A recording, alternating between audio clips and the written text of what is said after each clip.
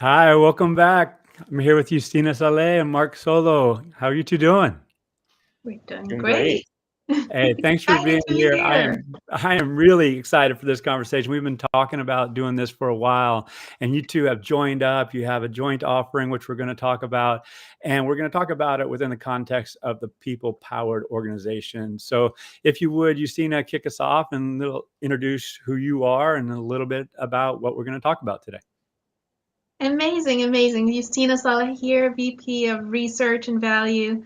I'm with Visier basically to on a research and prototyping. How can we create new value, new opportunities for connecting people and work? And today we want to talk about how we really can create impact, maximize impact from people by joining the forces of work and people. So you have go right for people data, go left for business data, and you end up with silos of data that doesn't make any sense. So can we really bridge the gap and create a coherent story around people and value? So this is Yes. this is exciting. Yeah, no, it's hugely exciting. And I know you've been in this discipline for a long time, and we have great opportunity to make impact. Oftentimes that impact isn't realized. So we're going to talk about how to fill that gap. And Marc, you've been a leader in the space for a number of years as well. And Deloitte itself has been a leader in human capital analytics and bringing this to life in large enterprises. So if you would introduce yourself and your perspective on the relationship with Visier. Sure thing. And hi, everybody. Marc Solow. I lead a practice within Deloitte Consulting called Human Capital Analytics and Insight Solutions. And within the practice, we have a large and growing people analytics consulting practice, a workforce listening consulting practice, and also a research business, an HR research business. And the combination of all three of these things have been designed to help our clients sense, analyze, and act in response to the multitude of disruptions that are going on in the world in which we work and live in today. We have been on a journey from a partner ecosystem standpoint. And Visier was one of the more recent partners that we added, formalizing our alliance relationship in May of this year. And I have to say, we are absolutely thrilled to have this partnership in place. When I came into the role that I'm currently in 2 years ago, and kind of looked at the status of our partnerships, Visier was a big missing piece. And when I think about the Visier application, the world-class user experience and functionality that Visier delivers, and the fact that there's significant overlap in the Visier client portfolio and Deloitte's client portfolio, this is a really important relationship for Deloitte and also for Visier. And we're just thrilled to combine the forces of the Visier technology platform along with Deloitte Consulting Services to help our mutual customers. Well, I absolutely love it. And let's talk about it. You have a visual here. Do you want to walk us through, what this means? And you mentioned Vizier filling a gap, and I have my own narrative around what that gap is, but I'd love to hear it from you too. Yeah, and just real quickly, I mentioned we're living in this world of almost unprecedented disruption that I think has catapulted us into what I like to call the golden age of, if we kind of walk back to March of 2020, pandemics upon us. And for the first time, a lot of our HR clients from a Deloitte perspective were forced to respond really quickly to the pandemic and get their arms around workforce data, workplace data, and work data. And guess what? It was really hard, right? And the clients that we work with and talk to all the time said, wow, there's got to be a better way, because don't want to go through this again. And then May of 2020 rolls around. And we have, the spring and the summer of Black Lives Matter and heightened attention and focus to diversity, equity, and inclusion. And once again, our clients were asked by the C-suite and their boards to pull together more diversity, equity, and inclusion data than they've ever had to pull together before and report out on it. And guess what? It was hard. And our clients said, never want to do that again. And then right after we got through that, early 2021, we're in the Great Resignation. And all kinds of attention is now being paid to talent acquisition and engagement, and also retention metrics and retention model building. And then, here we are in 2022. Organizations are looking to get back to the new normal or the next normal. A lot of our clients are actually looking at what should our hybrid work strategy be? How do we keep teams engaged, collaborating, contributing, performing in a hybrid world? And guess what? You need more data. You need better analytics. And our clients that were really intentional about investing in analytics technologies and analytics platforms and analytics people capabilities kind of weathered the storm and actually made it through all of these disruptions. At business as usual. The clients that didn't, I think, now really understand how important it is to be intentional about transforming data into insights and using those insights to help inform your decision-making and your action taking. So the graphic that you just held up, Al, really signifies our thinking around the Visier Deloitte relationship. And in a nutshell, what my team does is really help our clients use data to inform the actions that they take in the most unbiased way possible, really help them find the signal in the noise and use that information to kind of inform their way forward. And, from our perspective, the combination of the Visier technology platform combined with our consulting capabilities in the world of people analytics, workforce listening, HR research, and also bringing together market data. So things like labor supply, labor demand, compensation benchmark data, diversity and equity and inclusion benchmark data, really enriching internal analytics with external market data, really is the perfect combination for success for organizations that truly want to be insight-driven organizations. I celebrate what you're saying so much, and you did a perfect job, I think, of narrating what has transpired over the last several years. And I recall at the outset of the pandemic, and I had observed this from a relationship with our clients at Insight 222, is that those that were well-positioned pre-pandemic were going to outperform those that are just going to be more sustainable, more prepared than those who were not well suited to bring the workforce data at speed, at scale, and in a sustainable way. And now that's proven to be true, fast forwarding 3 years or so. So here's my question. Like, I have long hypothesized that organizations, large and small, they have trouble writing the job descriptions for people analytics professionals, let alone empowering them with the requisite tools, let alone training them up, let alone giving them a career path. So for my money, I have long advocated that, hey, partner with somebody who has that capability, that they are developing the people. They do have a set of technologies that can enable this. So am I reading this right? Is that's what you're bringing to the fore? Let us do a lot of the heavy lifting underneath so you can focus on the change that you want to drive in your organization. Yustina, you want to take that first? Exactly. You see, the data is in so many disparate systems, and sometimes you think that if I create a data warehouse, everything is going to be great, right? Everything, I'm just going to put all the data in one bucket and things will be great. But actually, that is the beginning of hell if you do that.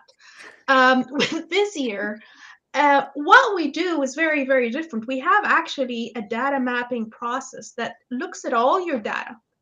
Think about data from your HRIS, from learning, but also from your output, from your scheduling system, from how you put people in a shift together, from your OKR, from your revenue, from your sales, from anything, you name it. We have a process not just to bring this data together, but also to identify discrepancies, identify anomalies, because everybody's going to say, oh, the data is not accurate. Well, unless you use it, it will remain inaccurate. It will remain unusable. This is the gift of data, is the more you use it, the better it becomes. It's just like, gets like flexible, just like your leather. You need to use it more to be able to see it more. So with this process, you bring all this data together in a harmonized way, but then you have the ability to ask questions. Do I have the right people to deliver the right projects in a timely manner? And what does it take? This can be, do I have the right diversity that reflects the market I am serving? Do I have the right capabilities in here? Do I have the right seniority? Am I giving them a sustainable workload? Or am I pushing them toward, I will meet this quarterly deliverable, and then they all quit? So all of that, what is happening with engagement? How is my onboarding process going? How am I optimizing people's performance? All of that, you bring all this data together and you're able to ask these questions. But sometimes, again, it is as good as you utilize it, right? So if you say go right for people data, go left for work data, you are still coming up with this, what we call the people impact gap. Until today, you have very, very few endeavors to actually connect the two. People create outcomes, and yet people and outcomes are in disparate systems, and even in our mental mindset, we're not seeing those as connected. So what if we bring those transactions data, all this, the vacation, time off, the skills, the capabilities, how people are collaborating together? Are they too many meetings and very little outcome? How is the employee experience? What changes it? Did I create a policy that I thought, okay, selling this product to this jurisdiction right here it's gonna be all good, or am I creating a big problem? Because people come with values, come with interests, come with a load from their family, come with sickness, come with all that, and guess what? They impact. All of this is impacting your outcomes, impacting your risks. We all know it from the healthcare. We all know it everywhere, like burnout. Physicians and nurses, they just can't deliver as well. So all that impacts legal procedures, outcomes, revenue, everything. If people are not showing up to manage shift or be there in a shift, you're missing your deliverables. So now if we bring all this data in one system, and again, it's not a data warehouse, you actually are creating a new way of thinking of how do I have what it takes to meet my OKR? If not, what do I do? And if yes, is that sustainable? Yeah, That's what we are absolutely. trying to do. And that really, really requires the technology, but also the expertise and a lot of Absolutely. change management. Yeah, the expertise, the context matters so much, knowing what questions to ask, at what frequency, forming the governance models and all that. So Marc, your comments on the people impact gap. Yeah, so we're big believers in it. And in fact, I think that the Visier team's done an amazing job describing kind of the objective, along with the dilemma that a lot of our clients face in the market right now.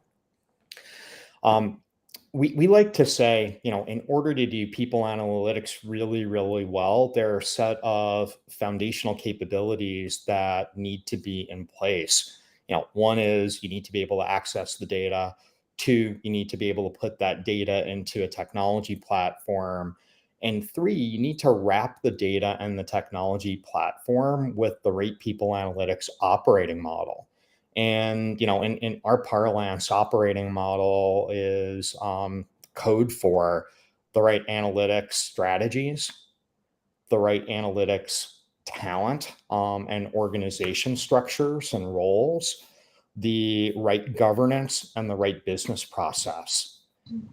And that's an essential set of work that any people organization or any people analytics organization needs to take on at several points in time along their journey to deliver on whatever it is their organization needs and demands of them. Like I said a little earlier, when we talked about, moving into the golden age of people analytics, a lot of organizations are incredibly enlightened about the fact that they need to do more.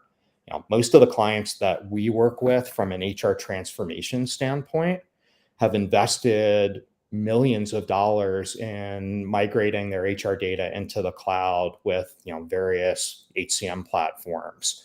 Most of the business cases that were put together in order to cost justify those projects generally had statements that said, we're going to make better decisions about our people as a result of doing this project. But the interesting thing is the only organizations that were able to do that were the companies that were really intentional about it. And oftentimes they've invested in additional technologies above and beyond the core HCM platform. And those are the organizations that are positioned for success. Because as Yustina was talking about in the people impact gap, it's not about just visualizing HR data that's in your HR system. It's actually combining data from multiple data sources, being able to do it at scale and being able to do it in near real time. Yeah, no, yeah, I'm smiling here because, when you say golden age of people analytics, we all been around for a while and we've heard it. Oh, even 20 years ago, and I'm not exaggerating when I say 20 years ago, human capital analytics was the second highest priority in CLC research, Corporate Leadership Council research. And here we are 20 years later, and it's still 1, 2, or 3, top, priority, because it goes across all processes and systems. And at the best case, it's helping inform not only your talent strategy, but your operating model, how work, gets done, over time. So I think we're at this point, correct me if I'm wrong, where we're not only at a golden age, it's not going away. And herein lies my question. And this is a bit out of scope for today's discussion, but it's a validating factor.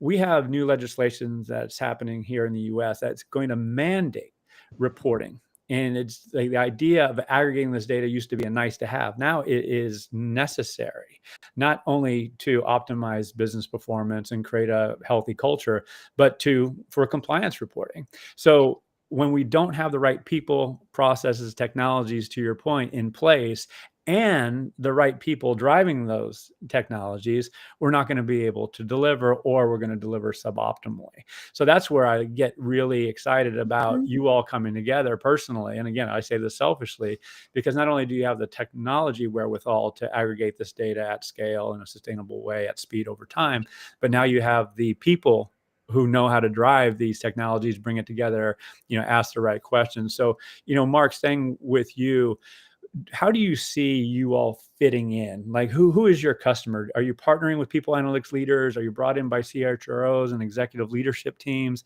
Obviously, this is a multidisciplinary effort that involves IT and legal. So what does that look like from your perspective?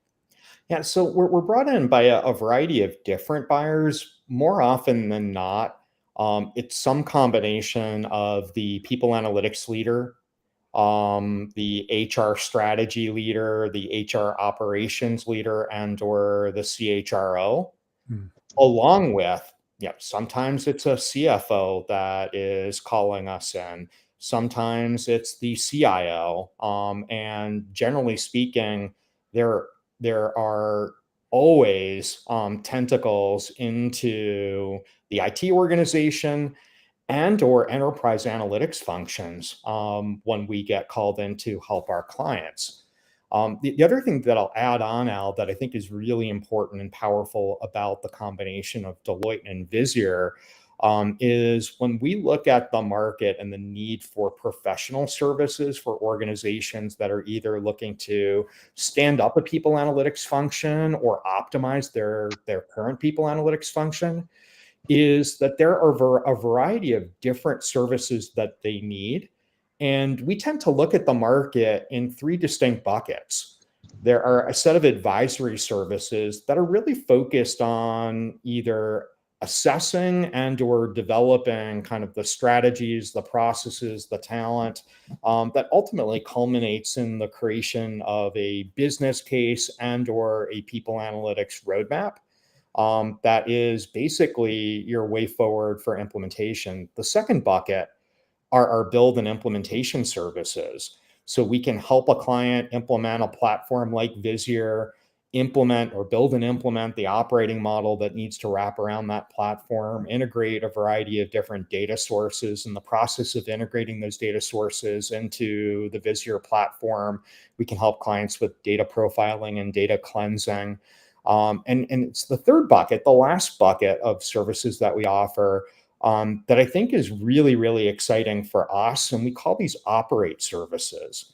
And in that operate bucket, we're able to become an extension of a client's people analytics function, either on a transition basis or a long-term basis, where we can provide more tactical services like dashboard enhancements, integration of new data sources into a platform, all the way up to data science and predictive modeling as a service, insight development and communication.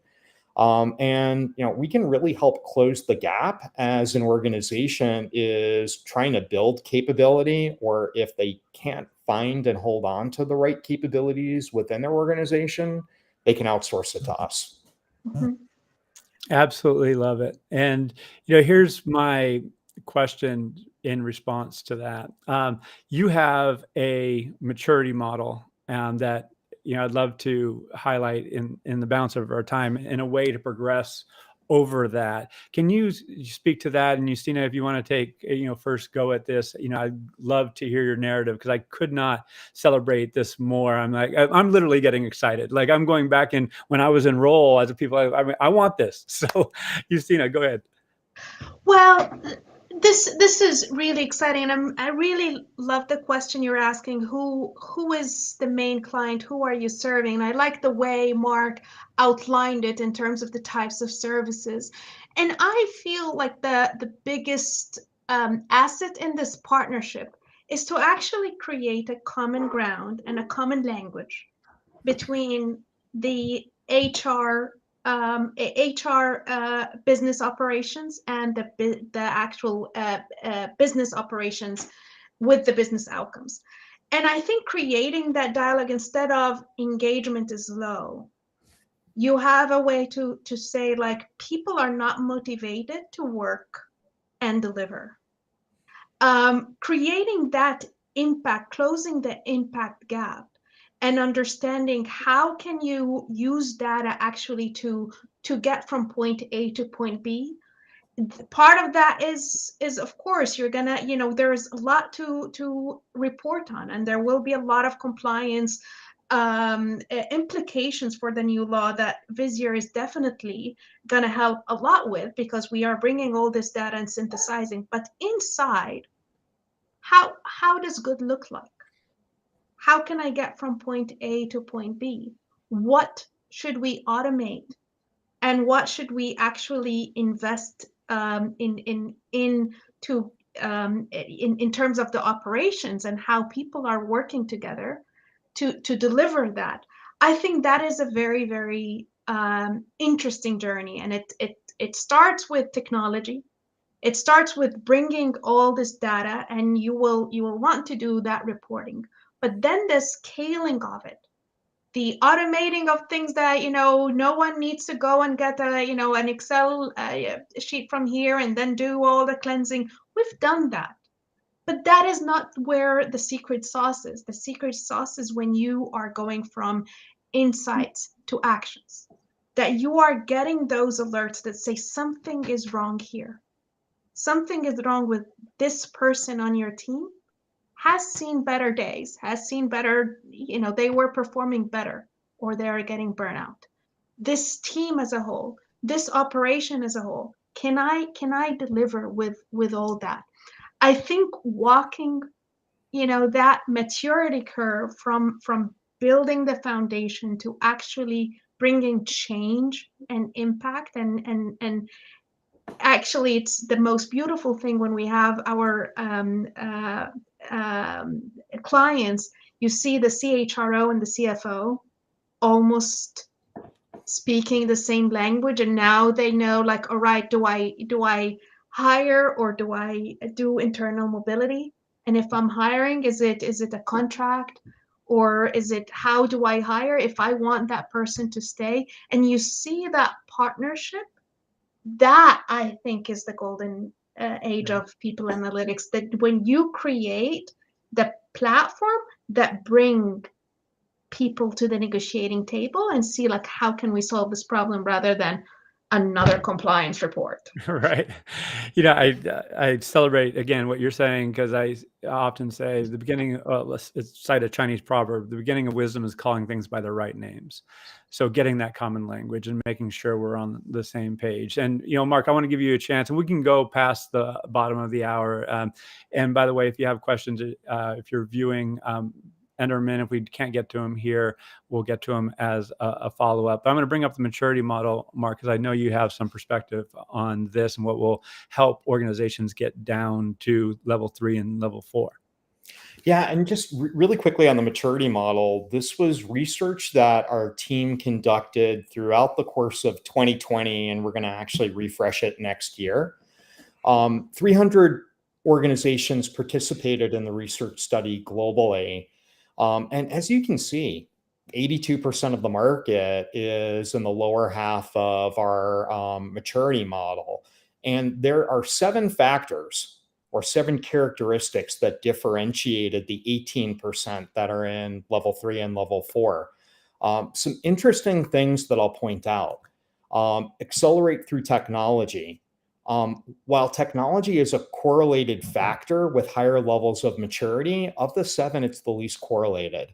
And our take on that was that technology is really important, but it's table stakes. And what's more important is what you do with the technology and how you operationalize, how you actually utilize and extract the value out of technology.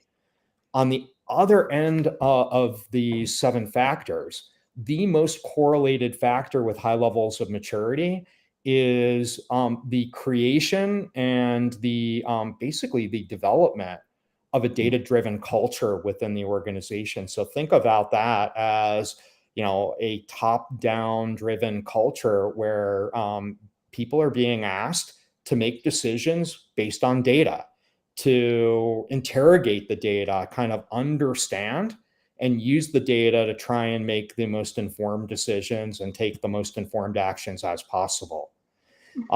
Next to that, just slightly behind it, and you'll understand it goes hand in glove, is you've got to build data fluency and data proficiency within your organization.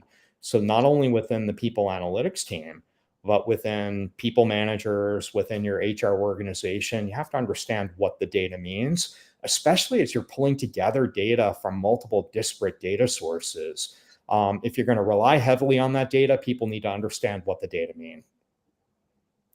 Yeah. So I agree with you, Marc. I lived an experience where we were implementing a system, and there's this tendency that snap a finger, put technology in, everything is great. And you realize as you're going live that everything is not great, because if people don't understand the technology, the assumptions, what is behind it, it actually can lead into disasters. That people can become a liability if they are not engaged in this process. So I can't agree with you more. Well, yeah, as we start to wrap up, I know there's one more slide around maximizing impact, and it would be, in effect, a summary slide insofar as that we've talked about many of these elements, but it's, I think, brings it together really nicely. Mark, do you want to walk us through this?